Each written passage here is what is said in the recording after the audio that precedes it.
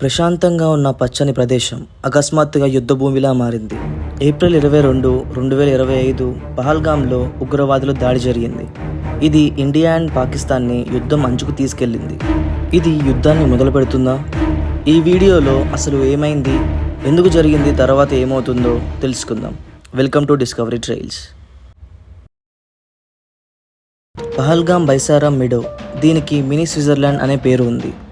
April 22న 5 నుంచి 6 టెర్రరిస్టులు ఈ విలేజ్కి వచ్చి 25 ఇండియన్స్ని, ఒక నేపాలీని చంపేశారు.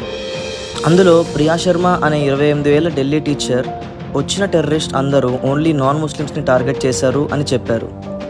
ఈ అటాక్ చేసిన గ్రూప్ పేరు ద రెసిస్టెన్స్ ఫ్రంట్, TRF.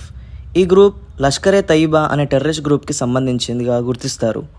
అంటే లష్కరే తయిబా పేరు వాడకుండా TRF అనే పేరుతో వీళ్ళు దాడి చేస్తారు. సైఫుల్లా కసూరి అనే పాకిస్తాన్ LET కమాండర్ ఈ అటాక్ చేసింది మేమే అని టెలిగ్రామ్లో చెప్పారు అని ఇండియన్ అథారిటీస్ చెప్తున్నారు.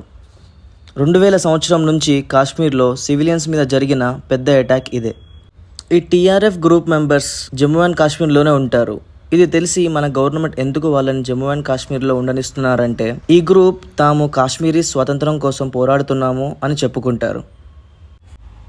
మనకు స్వాతంత్రం వచ్చిన దగ్గర నుంచి ఇండియా అండ్ పాకిస్తాన్ మధ్య 3 యుద్ధాలు జరిగాయి. పాకిస్తాన్ యొక్క ఇంటర్ సర్వీసెస్ ఇంటెలిజెన్స్ ISI కాశ్మీర్ని వైలెన్స్లోకి మరియు ఇన్స్టెబిలిటీలోకి తీసుకెళ్లడానికి ఈ లష్కరే తయిబాని సపోర్ట్ చేస్తుంది అని ఇండియన్ గవర్నమెంట్ అంటుంది. అయితే ఎందుకు వాళ్ళు టూరిస్ట్ మీద అటాక్ ప్లాన్ చేశారు? కాశ్మీర్లో టూరిజం ఇప్పుడు బాగా పెరిగింది.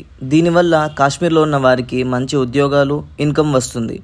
దీనివల్ల కాశ్మీర్లో ఉన్న వాళ్ళు ఎకనామిక్ గ్రోత్కి కనెక్ట్ అయి ఉంటారు. దీంతో కాశ్మీరీస్కి ఇండిపెండెన్స్ కావాలి, వాళ్ళు ఇండియాలో ఉండడం వల్ల అన్హ్యాపీగా ఉన్నారు అనే పాకిస్తాన్ క్లెయిమ్స్ వీక్ అవుతాయి. సో కాశ్మీర్ని ఇండియాలో కలుపుకోవడానికి ఇంటర్నేషనల్గా సపోర్ట్ వస్తుంది. అంతేకాదు, పాకిస్తాన్ ఇప్పుడు ఎకనామిక్ క్రైసిస్లో ఉంది అండ్ రీసెంట్గా బాలోచిస్టాన్ అటాక్లో 200 సోల్జర్స్ని కోల్పోయింది. సో కాశ్మీర్ టూరిజం మీద అటాక్ చేస్తే వాళ్ళు ఎకనామీ తగ్గుతుంది, ఇంకా పాకిస్తాన్ యొక్క జమ్మూ అండ్ కాశ్మీర్ మీద ఉన్న క్లెయిమ్స్ కూడా స్ట్రాంగ్ అవుతాయి. అందుకే వాళ్ళ మీద ప్లాన్ చేసింది. ఫస్ట్ది, బైసారాం ప్లేస్లో ఎందుకు సెక్యూరిటీ పెట్టలేదు అని రాహుల్ గాంధీ ఢిల్లీలో ప్రొటెస్ట్ స్టార్ట్ చేశారు. దీనికి సమాధానం గవర్నమెంట్ చెప్పాలి అని డిమాండ్ చేశారు. రెండవది, అందరికంటే ఎక్కువ కాశ్మీర్ ప్రజలు నష్టపోతారు, ఇంకా మా టూరిజం చాలా తగ్గిపోతుంది అని కాశ్మీర్ లీడర్ వహీద్ పారా అన్నారు. మూడవది, ఇదంతా ఇండియానే ప్లాన్ చేసి మమ్మల్ని ఇన్వాల్వ్ చేస్తున్నారు అని పాకిస్తాన్ డిఫెన్స్ మినిస్టర్ ఖవాజా ఆసిఫ్ అన్నారు.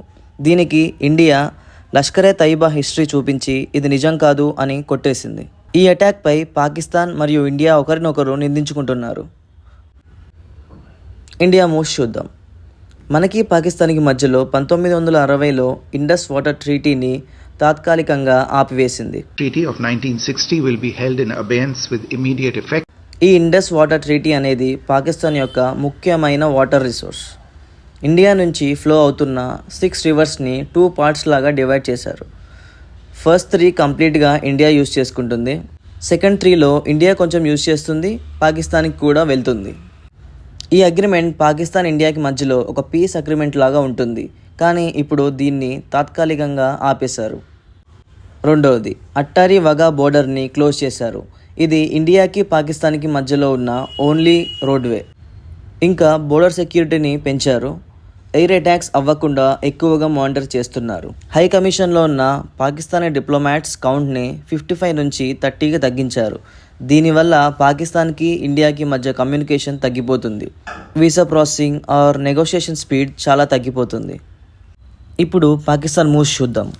మన ఫ్లైట్స్ని పాకిస్తాన్ మీద నుంచి వెళ్లకుండా ఎయిర్ స్పేస్ని క్లోజ్ చేశారు. సో ఫ్లైట్స్ ఇప్పటి నుంచి వేరే రూట్స్ నుంచి వెళ్ళాలి. దీంతో ఫ్లైట్ ఫ్యూయల్ యూసేజ్ పెరుగుతుంది, ఫ్లైట్ ఛార్జెస్ కూడా పెరుగుతాయి. ట్రేడ్ని సస్పెండ్ చేశారు. దీనివల్ల ఇండియాకి వచ్చే ఎకనామిక్ లాస్ చాలా తక్కువగా ఉంటుంది, కానీ ఇది పొలిటికల్గా 2 కంట్రీస్ మధ్య డిస్ప్లెజర్ని క్రియేట్ చేస్తుంది. సిమ్లా అగ్రిమెంట్ని రద్దు చేశారు. సిమ్లా అగ్రిమెంట్ మేజర్గా 3 విషయాల మీద ఎక్కువ ఫోకస్ చేస్తుంది.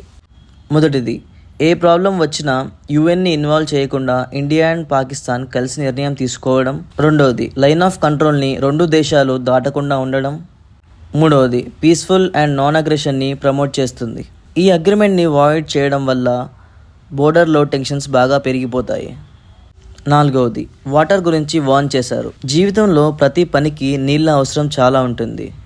నీళ్లు ఇవ్వకుండా ఆపివేయడం అంటే ఇండైరెక్ట్గా యుద్ధాన్ని ప్రకటించినట్లే.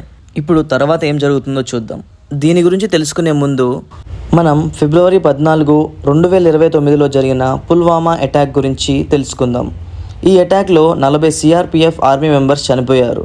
సో దీనికి అగేనెస్ట్గా మన వాళ్ళు జైష్-ఇ-మొహమ్మద్ ఎవరైతే ఈ అటాక్ ప్లాన్ చేశారో వాళ్ళ లొకేషన్ తెలుసుకున్నారు. ఇండియన్ ఎయిర్ ఫోర్స్తో LOC దాటి ఎయిర్ అటాక్ చేశారు. ఈ ప్రాసెస్లోనే group captain F-16 jet pilot అభినందన్ని పాకిస్తాన్ వాళ్ళు క్యాప్చర్ చేశారు.